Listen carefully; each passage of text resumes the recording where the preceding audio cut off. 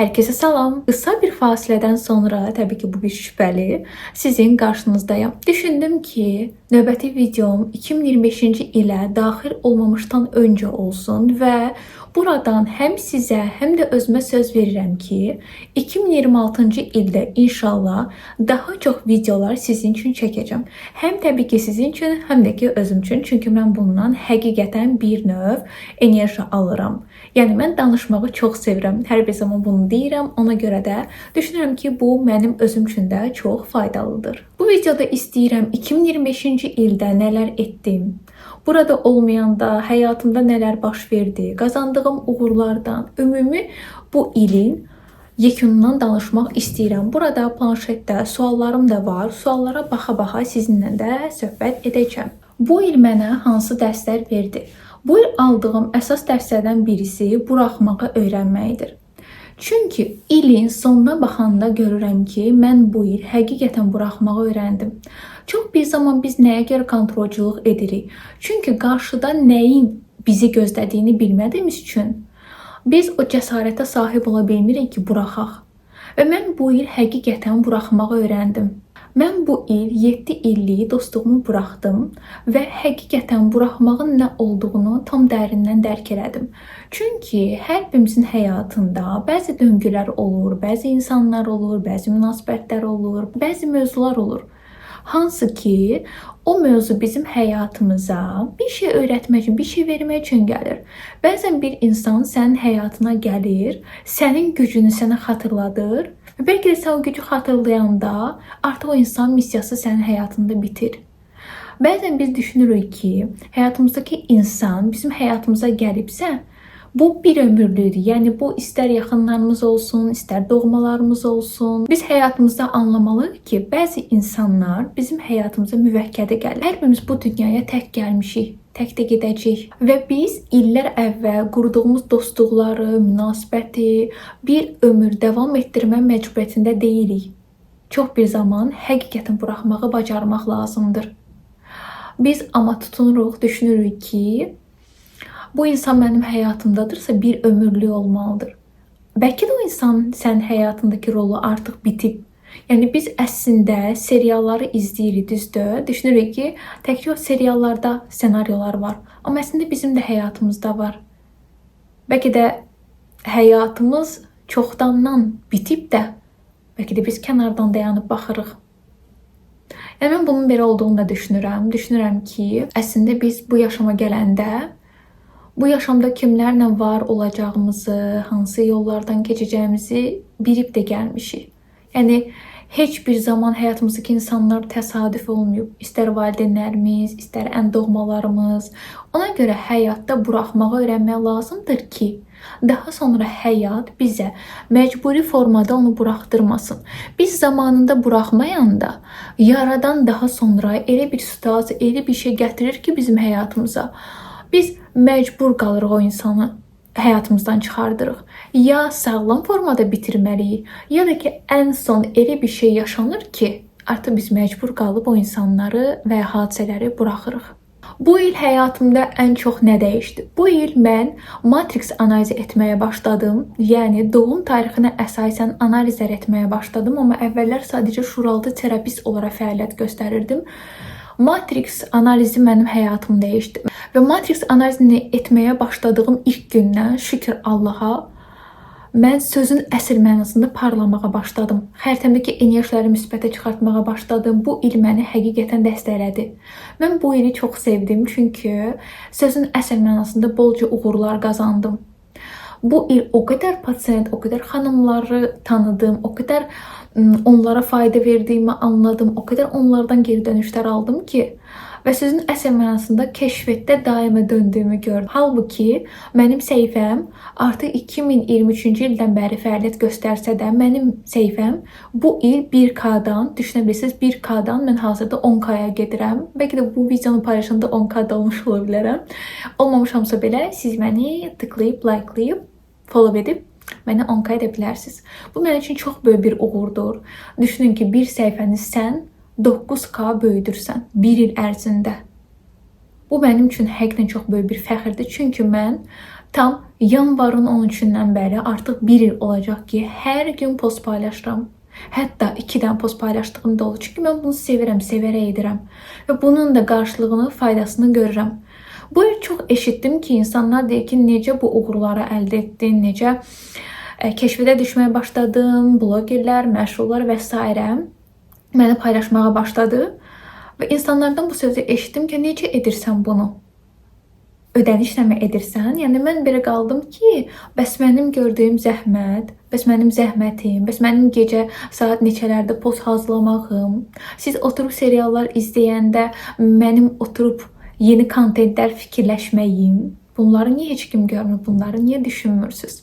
Neysə, sözüm də buradan onadır ki, hər zaman çalışın, əzm çəkin. Mən insanlardan xahiş etməyi sevmirəm. Mən insanlardan bir şey istəməyi sevmirəm, onu özüm etməyi sevirəm və bu ildə mən həqiqətən öz çabamla çox şükür Allaha ki, bəzi uğurlar qazandım. Hətta bəzi də deyə bilmərəm, gözəl uğurlar qazandım. Bir növ zəhmətimin bəhrəsini gördüm. Sizə də bunu arzulayıram. Hər zaman istəkli olun, əzmli olun və İstəklərinizin arxasıca gedin, bir gün əlbət ki olacaq. Təbii ki, mən də hazırda istədiyim yerdə deyiləm, amma mən uzun müddətli hədəflər qoyan birisi deyiləm. Daha çox şükür etməyə, minnətdarlıq etməyə fokusluyam və bu ildə olan, olmayan hər şey üçün minnətdar oldum. Hazırda da qarşınızda bunun üçün minnətdaram. İnşallah ki, 2026-cı ildə YouTube kanalımı da böyüdərəm, amma bu da mənim əlimdədir. Yəni, mən bu il bura çox da zaman ayırmadım. Daha çox Instagrama zaman ayırdım, amma inşallah 2026-cı ildə daha çox videolar çəkərəm, çünki mən danışmağı çox sevirəm. Bu il mən həyatımda ilk dəfə tək səyahət etdim. Heç bir zaman düşünməzdim ki, mən bir gün tək səyahət edərəm. Düzdür, tam da tək sayılmır, amma tək getdim, qayıtdım və s. Yəni, Türkiyədə mənim rəfiqəm yaşayırdı və onun yanına getdim. Çox sevincliydim, çox həyəcanlıydım, amma ilk dəfə o tək olmağı daddım sözün əsl mənasında.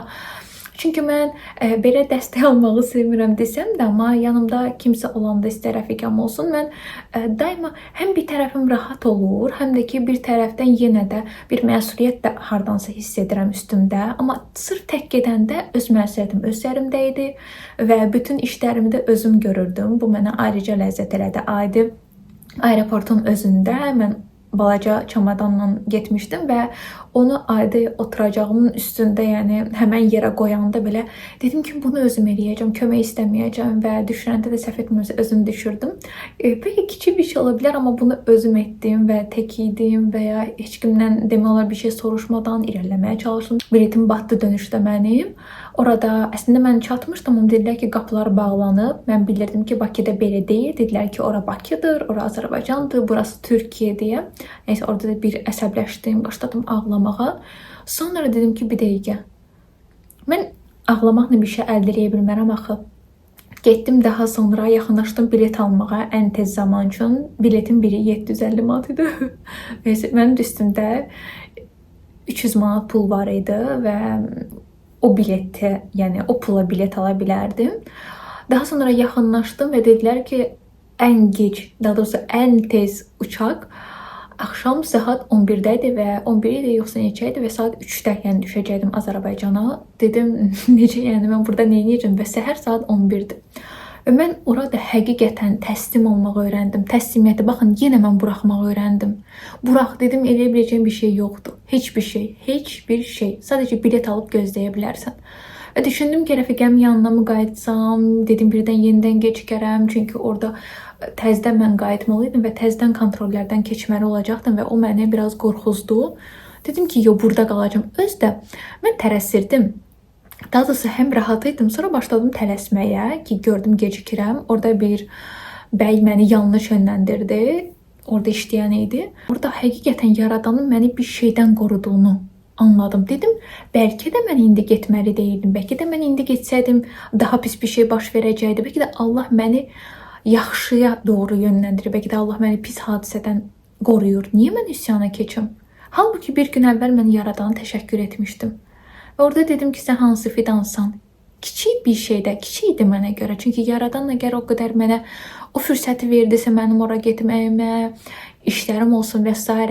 Mənim 300 manatımın getməsinə görə mən üsyan edəcəkdim. Bəlkə də 300 manat getməli idi. Bəlkə də mən həyatda hardasa səhv etmişəm və yaradan onu 300 manatla mənim əlimdən aldı. Bəlkə də yaradan mənə bir dərs vermək istirdi. Orada oturdum 11 saat boyunca bunu fikirləşdim. Mağazinləri gəzdim və həmin gün hətta dedim ki, ayda aeroport nə gözəldir. Dedim kaş vaxtım olardı biraz gəzərdim. Kaş o cümləni də deməzdim. Təbii ki, zarafat bir kənara. Və mənim bolca vaxtım oldu. Həmən günü gəzdim aeroportu. Özümü o qədər dərindən tanıdım. Həqiqətən insana özgüvən verir. Əgər əlinizdə belə bir şans varsa, belə bir fürsət varsa, mütləq şəkildə tək səyahətə çıxın. Tək dediyim, yəni məsələn tək getdim, orada rəfiqəm var idi. Bu mənə daha uyğun idi. Nəyə görə? Bəlkə bir gün gedərəm tək səyahətə. Sadəcə mən səyahət mənə görə biraz əyləncəli bir şeydir deyə düşünürəm ki, yanımda kimlənsə getmək daha uyğun gələr. Amma bəlkə bir gün fikrim dəyişər və bu videonun başqa versiyasını çəkərəm. Amma yenə də bacardığınız qədər özünüzlə tək zaman keçirməkdir, tək bir yerə getməkdir. Bunları nə qədər çox artırsanız, o qədər gözəl təsir edər. Çünki mən həmən günü saat 11-dən gecə saat 11-ə kimi orada zaman keçirdim. O qədər özgüvənim artdı. O qədər dedim mən bunu bacardım. Dedim niyə mən gözəl bir tətilimi 300 manata görə, yəni 300 manata görə mən sırf bunu pul mənasında demirəm. Sadəcə yəni gözəl bir tətil keçirmişəm. Yəni tətilə o qədər yatırım eləmişəm. Amma oradan bir 300 manat, o 300 manatı düşündüm ki, onsuz da yəni məsələn orada xərcləmək üçün aparmışdım mən. Ya onsuz da onu xərcləmək istirdim mən 300 manatı. Amma xərcləmədim. Yəni belə bir xərc etmiş oldum. Dedim heç nə olmaz. Bu da mənə bir dərs olsun. Çox biraz rahat davranmışdım, amma təbii ki, buna görə narahat değilim. Yəni durub demədim ki, ay mən niyə belə bir rahat davrandım? Dedim olması gereken buydu. İlk ağlıma o gəldi. Baxın, buraxmaq, kontrolculuğu buraxmaq, təslimiyyətli olmaq bu deməkdir. O demək deyil ki, ay mən oturdum, hər şey qaydasındadır, mən təslimiyyətdən. Bu toksiklikdir. Yəni toksik pozitivlikdir. Elə deyil. Qədərində yerində. Təbii ki, mənim də həyatda zaman üsyan etmək istədiyim və üsyan etdiyim yerlər olur. Aşırı üsyan deyil də, amma belə bəzən sorguladığımız dönəmlər təbii ki, hər birimizin həyatında olur. Belə, daha sonra mən ikinci dəfə rəfiqəmlə Batumiyə səyahət etdim 2 ay sonra. Hətta mənə dedilər ki, 300 manatın batandan sonra yenidən bir risk edirsən. Dedim, yəni olub demək deyil ki, hər zaman olacaq. Düzdür, ikinci səyahətimdə də kiçik bir şey yaşandı. Qaydında orada aeroportda şokolad aldım və orada pasportumu götürdülər. Pasportumu mən də geri almadım. Bir də gördüm, xanım deyir, Hida. Adım düzü Fidan'da, amma mənə Hida deyirdi. Və həmən günü də dedim ki, bax Fidan, yenə rahat davrandın. Nəysə, biraz mənim keçmiş yaşamdan gətirdiyim karmaya bağlıdır bu. Mənim aeroportla sırf olan bəzi problemlərim, amma bunu da hər zaman özümə xatırladıram ki, bax bu sənin karmana görədir. Sən bunu aşırsan, sən bunun üzərinə gedirsən. Yəni insanlara qayğıyla, sevgiylə yaxınlaşdığımız kimi özümüzə də yanaşmalıyıq. Və bu il mənim əsas öyrəndiyim şeylərdən birisi də mən hər bir zaman deyim də, amma bəzən işimə sırf iş olaraq baxırdım. Amma artıq işimə biraz daha keyif olaraq baxıram. Məsələn, xanımlarla artıq işləmə mənə daha keyif verir, onlara faydalı olduğumu hiss edirəm. Və bu il o qədər gözəl geri dönüşlər aldım ki, hər kəs də eyni cümlələri deyirdi mənə. Bu artıq mənə motivasiya oldu. Və mən bu il həqiqətən anladım ki, Yaradan əslində bizimlə insanların dili ilə danışır. Yəni, Yaradanı təkcə göydə axtarmaq lazım deyil. Yaradan sənsən, mənəm, odur. Hər birimizin daxilimizdə bir parçamız var qarşımızdakı insanın. Yəni bir insan sənə əgər deyirsə, sən bu işdə uğurlusan, əslində o insan demir onu sənə Yaradan deyir.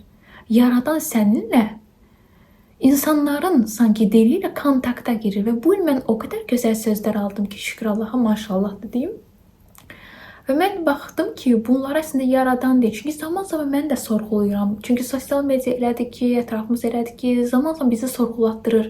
Mən də sorğulurdum ki, görən yaxşıyam, görən doğru mu edirəm, görən daha da mı çox bir şeylər etməliyəm. Və baxdım ki, həmən anlarda mənə insanlar deyir ki, Fidan xanım, beləsiz, eləsiz, yaxşı ki varsınız, siz daha beləsiz, siz daha başqa cürsüz və s. Orada anladım ki, həmən xanımlara da dedim ki, çox sağ ol, dedim, Yaradan mənimlə danışır. Mənimlə indi danışan Yaradandır. Çox gözəl bir şeydir, yəni bu fikrə gəlmək. Bu gözəl təlimlər aldım. O təlimlərin artıq nəticələrini görməyə başlayıram. Yeni təhsilə başladım. Mən artıq arkadaşlar bir psixoloq olacağım inşallah. Psixologiya üzrə təhsilə başladım. İnşallah ki, hər şey ürəyimcə olsun. Yəni inşallah böyüyəndə psixoloq olacağam. Bu da mənim bu il qoyduğum ən gözəl hədəflərdən birisi və şükür ki, ona da çatdım. Çünki belə deyim, hədəfləri qoyuruq, doğrudur, amma ona çatanda aldığımız həzz çox başqa bir şeydir. Və mən özümü bu sahədə çox görürəm. Yəni hər zaman görmüşəm, ətrafımdakı insanlar da və irəli getdikcə də görürəm ki, doğru yoldayam. Bu arada bu il nitq təlimi aldım mən. Düz nitqimi hər bir zaman bəyənmişəm. Bəyənən insanlar da çoxdur. Amma düşündüm ki, yenə də bunun təlimini alım. Və artıq biraz daha yavaş danışdığımın fərqinə varıram. Nitqimi yenidən bəyənmişəm. Sadəcə əvvəl sanki daha sürətli danışırdım. İndi isə daha təmkinlə danışmağa çalışıram. Və bu il özümə elədiyim yatırımlardan birisi də buydu. Psixologiya təhsilindən sonra, daha doğrusu ondan əvvəl, amma neysə burada sadalayanda nitq təlimi aldım. Gözəl onda faydalarını gördüm. Yəni bu il gözəl yatırımlar etmişəm özümə. Bir də ki, həmçində həzz almağa başladım. Yenə deyirəm, işimdən həzz aldım.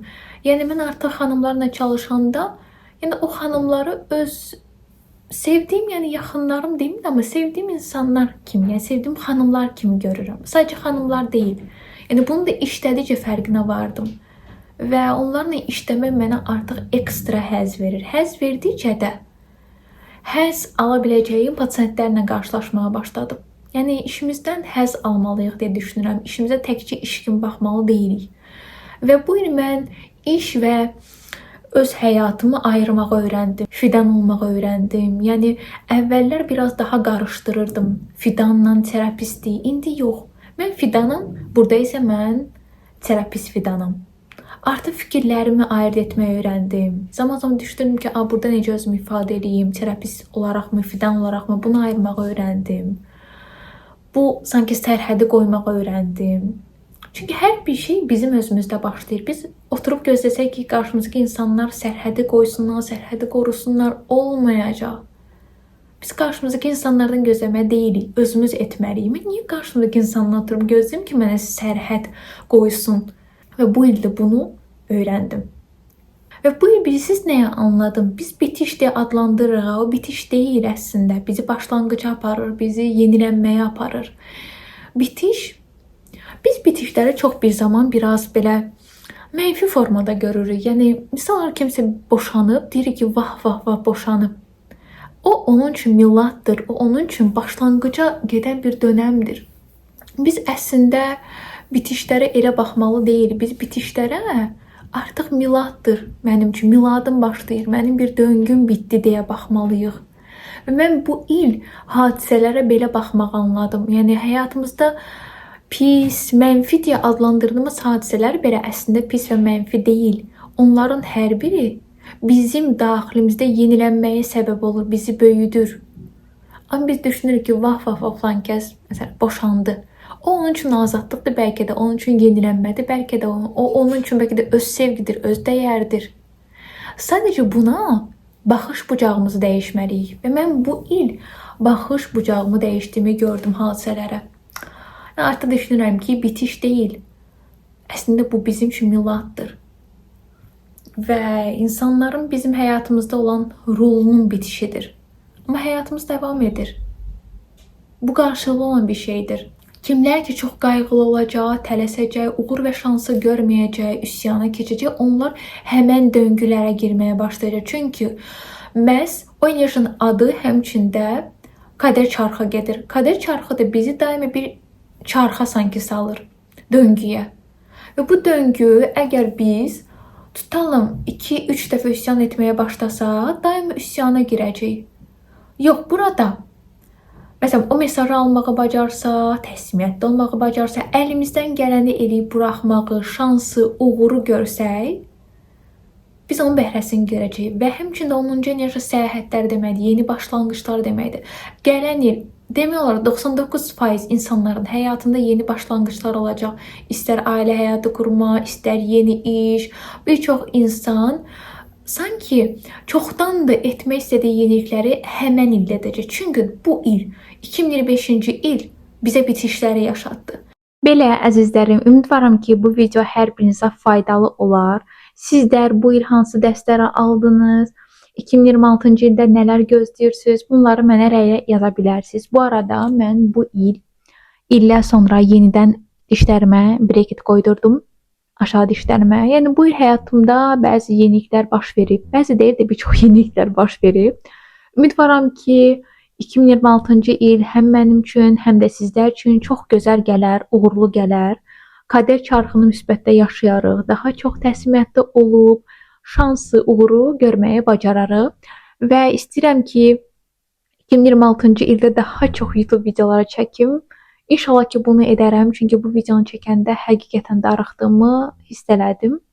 Belə, bir daha sizi uzun müddət sonra görmək mənim üçün çox xoş oldu. Görüşənədək, hələlik.